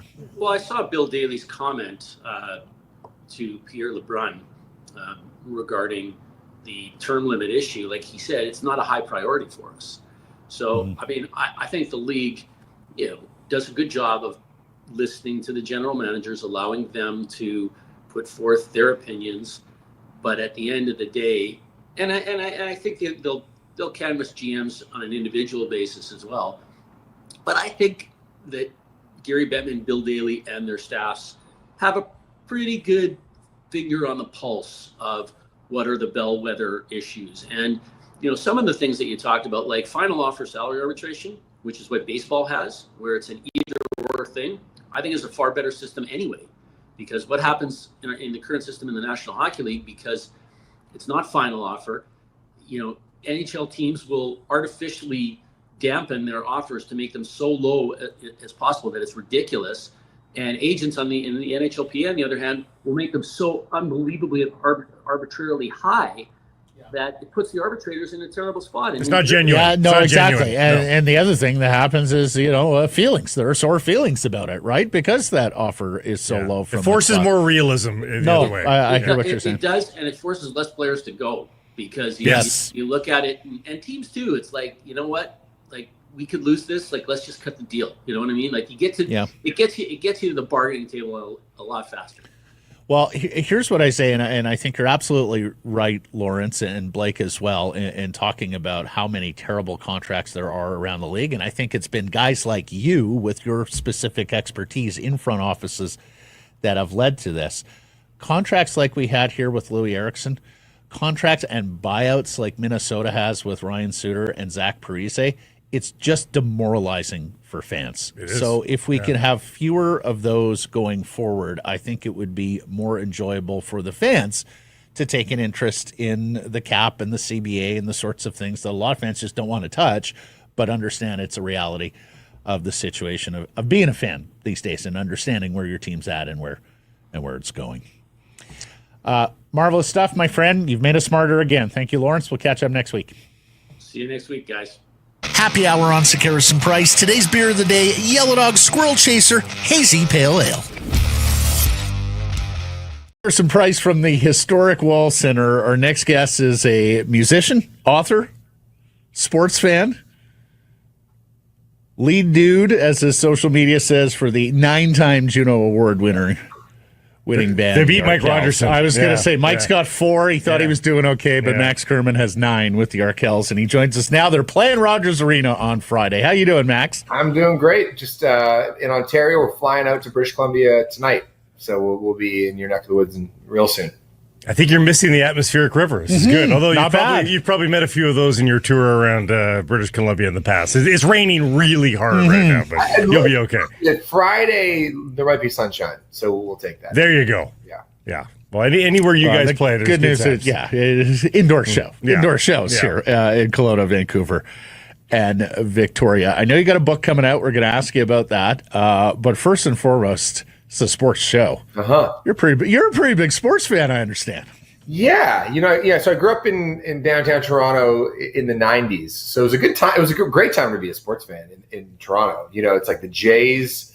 My first sleepover ever was when Joe Carter hit the home run to win the World Series. Wow. 95, 96. The Raptors are in town. The Leafs were good. I had a poster of Dougie Gilmore in my room. So it was a great time to be a sports fan in Toronto when I was growing up.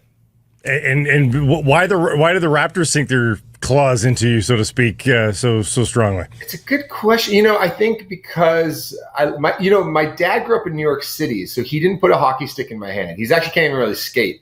So, but he did coach my elementary school basketball team. And then Vince Carter came to town, and I became obsessed with Vince. So my first email address was vince_Kerman@hotmail.com. But there was a grinder that lived behind our house, Rob Pearson, who played on the Leafs. Oh yeah, yeah. And my uncle, I remember a lot of Saturday nights going to watch hockey games at Shula's Joe's Sports Bar. So yeah, it's just sports was all around. Mm-hmm. You must have been pleased with the repatriation and the jersey retirement for Vince a couple weeks back. It was great. It was cool. Brought back all. It's so funny. It's like, I don't know if your Instagram or TikTok algorithm does this to you, but I'm in this great sweet spot with my algorithm where it's all like 90s throwback of like Greg Maddux talking about the art of pitching. I'm like, just feed me this, right? It's like, let's talk about like anything from my childhood. It's like Vince Carter highlight reels, just like anything from that time. Always, it's just like I could just watch it for hours. It's great. The damn computers know us very well. Yeah, no, they do. They really do. Yeah. You were telling us you guys know a bunch of guys in the NHL that are friends of the band. We know a lot actually over the years. We just played in Edmonton, and so Paul Coffey's a friend of ours, and he gave us a tour of the Oilers dressing room. Have you guys been in there before? I've been outside of it. It's beautiful. I've not been in. Insane. It is a luxury resort. It's like it's one room after another, after another, after another, after another. It's crazy. And then so I was just like, where are we right now? And so and it's fun because like our guitar tech Scorpion is a huge Oilers fan, so we got to sit in McDavid's like stall, and Paul pointed out that his jock strap is still the thing he's been wearing for years. And so like Paul was giving us this whole amazing tour. And then the next night we were in Calgary, which is an old barn. That place is an old barn. I know they're building a new one, but it was interesting, just to see the differences. Yeah, big difference. By the way, your guitar tech's name is Scorpion. Like that is perfect. It's straight out of Central Casting. Absolutely. Here. I'll tell you a quick story about Scorpion. So he was trying. I didn't know this until after we hired him, but his name is Zach Robinson, and he was trying to get the gig with us for a long time. And I guess he kept applying, and nothing was working. But our drum tech, who knows him, said, they want a road dog. They don't want someone named Zach Robinson. Give yourself a nickname. So he reapplied and called himself Scorpion. And then he got the job. Amazing. Amazing. That's awesome. Hey, you've written a book, which I understand is coming out in the Try Hard. Tell us about the book and what made you decide that you were going to write one. Yeah, it's a great question. I've been thinking, this is actually the first interview I've ever had to talk about the book because we just announced it yesterday. Oh, great. I'm workshopping this on you guys. So, the band, we're all in our late 30s. A couple of the guys had kids, so we had a little bit more downtime a couple Januaries ago. So I was like, I got to do something with myself. And I really think that's all of life. It's just like you have to do something with yourself, And people over the years have said, "Oh, you should write a book." And I was like, "Well, we don't really have any juicy like Guns N' Roses style stories, but I do like talking about like the nuts and bolts of what we do every day, and because that's kind of fun." And sometimes people go, "Oh, I can't believe you like wrote a song. How do you write a song? How do you prepare for a performance?" I go, "Oh no, it's like rocket science." I'm a very simple person, but I am enthusiastic and I like thinking about this job, and I like being part of a team. And this, I think, I grew up playing sports, and I think there's so much of a crossover between what a band does and what a team does. It's like, you can't have everybody can't be a goal scorer in the same way that everybody can't be the lead singer. Everybody can't be the goaltender in the same way that everybody can't be a drummer. And when I started the band, I talk about it in the book. It's like, okay, I needed to know people that could do things I couldn't, because I'm not really interested in guitar pedals. I can't really drum, but if I could find people that want to be a part of the team, then we could get somewhere together. So that's sort of what the book is about. It's just sort of pulling back the curtain on how to enjoy yourself. And I want to make it clear. It's really about enjoying yourself and I think about this. I was thinking about this. I was riding my bike earlier this morning, and I was thinking about all these ex-athletes who go into broadcasting. They're just trying to enjoy themselves. They're just trying to do something with their time. And they're trying, most importantly, not work a real job. They're just like you guys. You guys just aren't like you're doing anything not. No real jobs. No, we are. It has been 20 We are staunchly against real jobs. I've had a real. Yeah, perseverance must be consistent between sports and music, though, too. I mean, album sales don't do what you want on this album. That's your equivalent of a losing streak or a winless skid, and then you get back onto the horse and you make a new one and you sell more records. I mean, there are some parallels there of like not letting a little stretch get you down here. Totally. You know what? And another sports parallel, exactly to your point, is that I was like, how do I wrap up this book? And I was like, oh, you know what? It's like, the book will sell or it won't sell. People will like it or they won't like it. But it's like, did I learn something? Did I get better? Did I like enjoy the process? And you talk to anybody in sports, it's like, it's all process. It's like, and the results will come or they won't. But it's like, did you do it the right way? And for me, I had a lot of ideas and I was able to get them on paper, but then I got to like work with like an amazing editor and I got to like learn about how to write a book and I got feedback from really smart people. And so my process was sound. Whether or not the book works or not, or people connect with it, it's like kind of out of my hands. But all I know is that like I woke up every day and I took it really, really, really seriously. And I was like, oh, and that is the pleasure. You know what I mean? Like I don't want to say like the grind is the pleasure, but it kind of is. You know what I mean? Did you talk to any other musicians that wrote books and know what their experience was like with that? I listened to an audiobook by Ben Folds, which sort of crossed into that. There's a great, there's a producer named Rick Rubin who did Red Hot Chili Peppers, 9 Inch Nails, like Johnny Cash. He wrote a book called The Creative Act, and that came out while I was writing mine. His book is so good about that. And Alan Doyle. I talked to Alan Doyle from Great Big Sea a little bit. So there's a lot of good people to bounce ideas off of. Nice. What's the dynamic like in a band? Do you think it's something like an NHL dressing room? I mean, there's definitely similarities. I mean, I've never been in an NHL dressing room, and so like I'm always kind of curious to know how that all works. But one of my favorite writer is Michael Lewis, who wrote Moneyball and The Blind Side, and he has a lot of great thoughts and ideas on sports.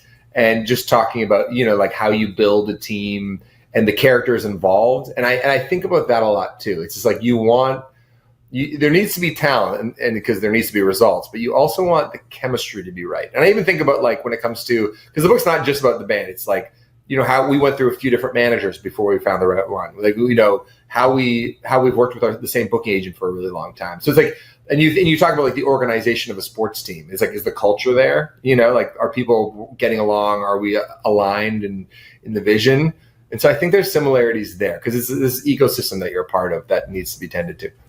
The other great thing that we've got in common with your industry is you get to go across this country and have pan-Canadian experiences and meet people. And, of course, it's Grey Cup week here in Vancouver, so the country is coming to us. What's it been like for you to get to travel Canada?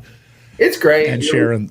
Yeah, we've been doing it for so long now. And what I would say is probably the most rewarding part is, we work on these songs, we put them out in the world, and you don't really know how they land in people's lives, and sometimes when you're on tour, if you're not keeping your eyes open, you just kind of go on stage and you play the songs, people cheer for you, sing along, whatever. But we have this request line that you can call in and request an Arkells song, and people leave these amazing stories. We say, like, try to tell us a little bit about yourself, why the song means something to you. 30 seconds, keep it under 30 seconds, and then you hear these stories about like, oh, I'm coming to the show in Vancouver, and this is a song we used at our first dance, or this is a song that helped me get through chemotherapy, or this is a song that reminds me of my dad that just passed away, whatever. And then it gives the show so much more meaning because it's like, every person in the crowd like has their own story. And so I think that's probably my favorite part about touring is that it's just like, it just really grounds what you do and makes it feel a little more, connective.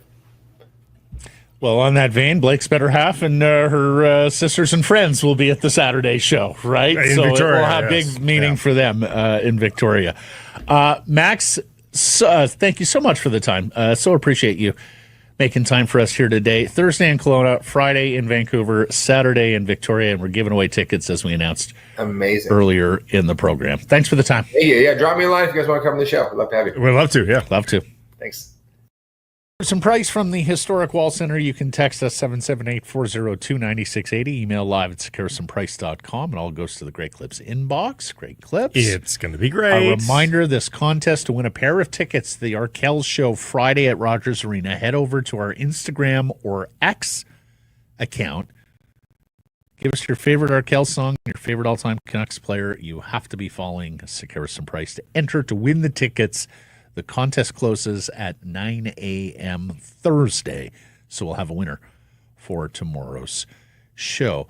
The Whitecaps held their end-of-season media availability with head coach Vanni Sartini. He praised the personnel department for, quote, "We never brought a dickhead here." Well, that's good to know that he likes the personalities and the deportments of his players.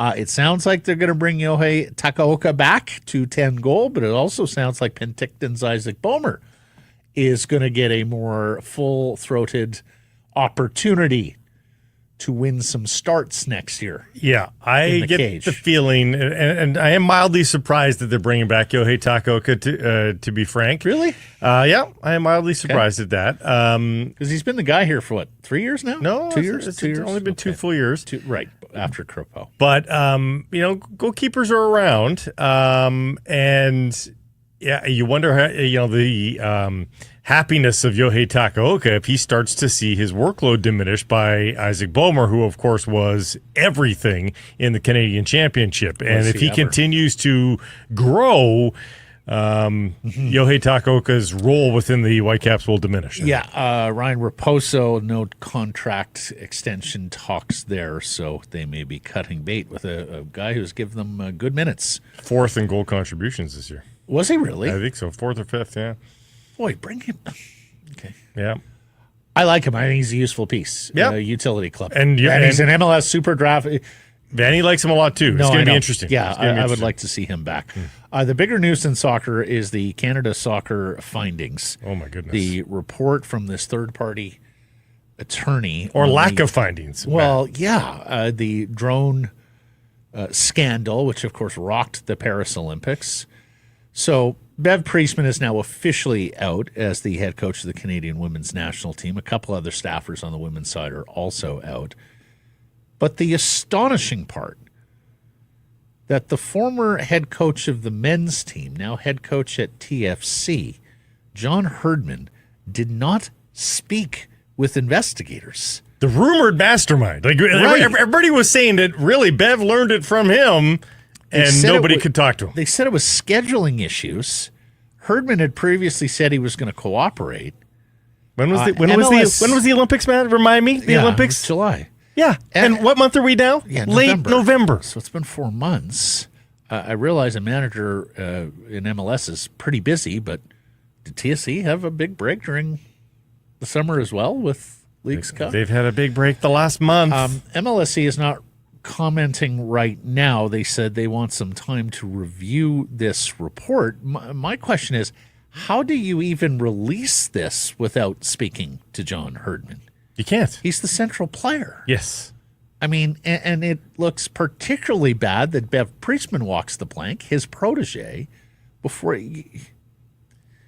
So the women's team coach is going to take the brunt of this? Is Herdman going to skate here? He couldn't possibly skate. Like, No. surely at some point you'll have to talk to him, for God's sakes. But this is him eluding, and this is not a legal subpoena situation here. This is an internal investigation, of which he is not even a part of the association anymore. So it's easy for him to elude this right now. But you would think, Matt, if you have nothing to hide, don't you want to take part and exonerate yourself? Exactly. Instead, you run and only allow the rumors to grow. Has there been a bigger Canadian fall from grace story in sports than John Herdman? And he lost me at the World Cup when he uttered that, fuck Croatia. I was like, what are you doing? Embarrassing us on that stage. Utterly lost me there. Not very Canadian. No. Well, and also none of this also is. did a horseshit job of coaching that team at the World Cup. So all the losses at TFC look good on him, and frankly, the sooner he's out of this country, the better, I think. And in some ways, it makes Jesse Marsh look even better. Yeah. But it also, Jesse Marsh must be looking in the rearview mirror going, gosh, how many other surprises are going to be around the corner for me? Right. Grey Cup week here in Vancouver, and there is a big event, a new event, and one that we wanted to tell you about. Have you heard of this drone show? What a segue. It was, yeah. Really? These ones I don't think have cameras on, or if they do, they're certainly not spying on anyone. Hopefully this is, Exactly. this From better one- not track I back missed to the it. Bombers. It was right there from one drone show to another. Yeah, Anyways, it did. Yeah. I had a chance to do something funny there, and I blew it. Okay, so it was originally scheduled for tonight, but they're worried about the weather. So the drone show has been rescheduled for 9:30 p.m. on Friday. They are going to light up the night, light up the sky with more than 1,000 drones. They're billing it as Canada's largest drone show to date, and the best place to watch this is going to be on the waterfront near Cole Harbor. This is, of course, entirely free. You just have to go on down or get to a viewing place. And in fact, there's a lot of free events going on down and around the convention center. So if you're new to Grey Cup or you don't have interest in the football side of things, there's a lot going on for you by way of concerts and this drone show now Friday at 9:30 p.m. And Friday does look decent. Yeah, it does. It's the island in the exactly. ocean of rain. Well, and last week I looked at this forecast, Blake, and like some days we're calling for snow. Well, the high on Saturday, I think is 5 or 6. I mean, this is January weather for us. So let's hope the snow stays away. Paralyze the city. The Seahawks are in San Francisco on Sunday, coming off their bye. They're 4-5, last place in the NFC West, record tied with the Rams, but of course, Rams have the tiebreaker after that dramatic overtime victory at Lumen a couple of weeks back. 1 game back of the Niners, 1.5 games back of the Arizona Cardinals. And Terrell Dodson, linebacker, big signing, free agent signing from Buffalo, and just did not work out. This Seahawks run defense continues to be an issue. Well, defense, period, continues to be an issue. He played 98% of the snaps over 9 games at middle linebacker, 7 starts. and weak side linebacker. They were hoping he would be the weak side linebacker after the acquisition of Ernest Jones from Tennessee. Alas, he's not that. So he's been waived, claimed by the Dolphins. They will now go with rookie Tyrese Knight at outside linebacker pairing with Jones. So some construction going on there for Mike McDonald. And they need a winning streak. They need to string together a few wins here. Well, and the other thing is I imagine this is pretty frustrating for McDonald. He had pretty good inside linebacker play at both Baltimore with Roquan Smith and going back to his years with Jim Harbaugh at the University of Michigan. These are not difficult positions to fix. I've been saying this about the Seahawks for 2 years. Run defense it's probably the easiest thing to fix with a football team. You just load up the box a little more creative on the blitzes. Coach the linebackers how to get off blocks. Anyways, we'll see where their season goes from here. I know a lot of the 12s, if they lose this one, Blake, be prepared for a lot of the 12s calling for Sam Howell at quarterback to see what you have there, but also casting their sights towards the NFL draft and whether or not it is finally time to get that quarterback of the future, the young quarterback that they can develop as opposed to what they've been getting by with here with Geno Smith. And do you start to tank a little bit? Well, that's the other thing. I mean, you're not trading anybody away. That opportunity's come and gone. The question would be, would you sit guys down who would otherwise play? With Knox and injury, and of course, missing DK Metcalf has also been a big part of the Seahawks' recent struggles. Poll question, Surrey Mitsubishi poll question results from Tuesday. Is it fair to place expectations on Jonathan Lekkerimäki? Yes or no? What did the people say? They said yes. They said no. Oh, really? They wanted to protect the kid, huh? 54% said no. Reader, he's in the NHL, so of course there has to be expectations. Yeah, simple way of looking, but yeah, fair enough. Fishing guy, just let the kid come and play without expectations. If he dazzles, great. If not, let him go back and light it up some more. Most fans with false expectations won't remember Naslin's history. Yes. Well, we didn't expressly say in the poll question tonight. No. So during this call, that's how I interpret it. At least. Three Lego Batman. Yes, if your expectations are for him are to look at least semi-comfortable in NHL minutes, not completely out of place in scoring situations. If you're expecting him to come in and fill Besser's production, please just stick to EA NHL. And Trevor says, voted no because he's a rookie. You can have personal expectations or hopes, but no real expectations.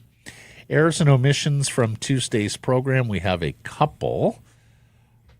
Failed to mention that Stuart Armstrong of the Whitecaps has been called up to Scotland, as Sam, when we were discussing Sam Adekugbe getting the two late additions. Late additions. So 7 Whitecaps. 7 Whitecaps are off to international duty this weekend. And then I said 12 points from Pettersson gets him to 20. It would get him to 19 points on the season in our discussion about Petey and a multi-point effort. Anything to self-report? Well, I did. That was the Stuart Armstrong. Yes, of course. Anything further to self-report? No. Okay. Thank you for joining us, everybody. Appreciate you spending some time and connecting with us. Please do subscribe to all our assorted channels, YouTube, and wherever you get your podcasts. Follow on social. That's X, Insta, Facebook, TikTok, and YouTube. Live on many of those platforms, noon Pacific time. Weekdays. And, of course, support the community sponsors you hear us telling you about. Keep it local. Hey, everybody, if you're enjoying what you're seeing here, then follow along with Sekeres Price on YouTube. I promise more content coming. The kids call it subscribe on YouTube. Well, how about liking it? Do that as well.